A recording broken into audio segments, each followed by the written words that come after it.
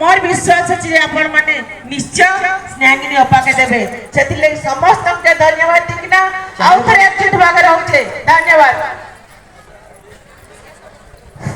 ये नुआपड़ा माटी आस्थार माटी विश्वास माटी भल पाइबार माटी जेल माटी रे सब बड़े शंख चिन्ह प्रति भल पाइबा रही आ से भल पाइबा नहीं आमर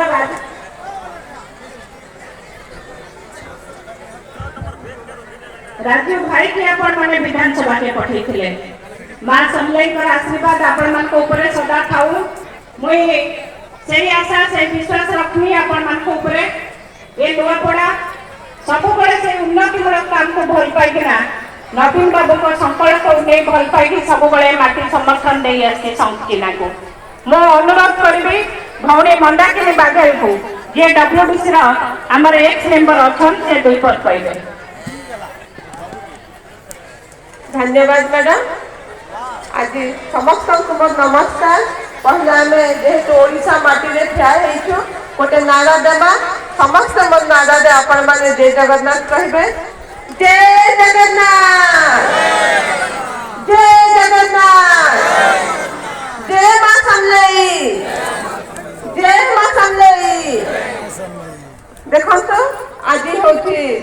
जेहेतु नुआपड़ा जिले में उपनिर्वाचन होगा जाऊँ आपण मैंने समस्ते जान से उपनिर्वाचन में आम पूर्वतन मुख्यमंत्री श्रीजुक्त नवीन पट्टनायक आज स्नेहांगिनी छुलिया मैडम को प्रार्थी हिसाब से नुआपड़ा जिले में प्रार्थी देखन से ही प्रार्थी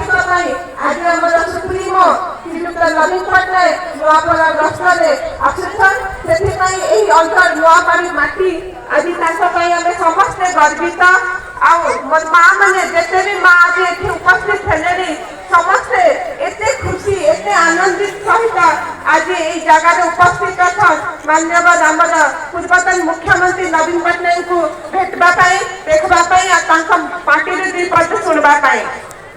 मुख्यतः आज श्रीजुक्त नवीन पट्टनायक ये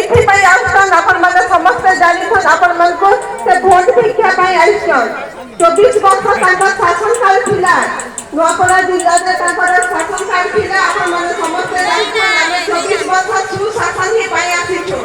नुआपड़ा जिलावासी जेते बेले हमर स्वर्गत राजेंद्र ढोलकिया साथ थिले तांकर संगरे से नवीन पट्टनायक संगरे सब बेले रही किना हमर नुआपड़ावासी के सुशासन दे आइछन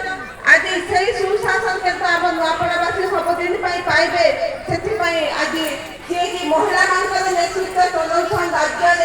से मैडम को आम सहयोगी छुलिया मैडम को आज नुआपड़ा उपनिर्वाचन में प्रार्थी हिसाब से चयन करेछन आपण मान के विनम्र अनुरोध आपण मान के कोटि नमन करी आज मैं सभा में कहूचे आपण माने माननीय मुख्यमंत्री हमर पूर्वतन मुख्यमंत्री के हाथ मुठा के टाण के देके रखबे आ स्नेहांगिनी छुलिया मैडम के बहुत बहुत मात्रा रे वोट देई किना जययुक्त करबे बोली किना मोर आशा विश्वास है समस्त को पुलिस धन्यवाद नमस्कार।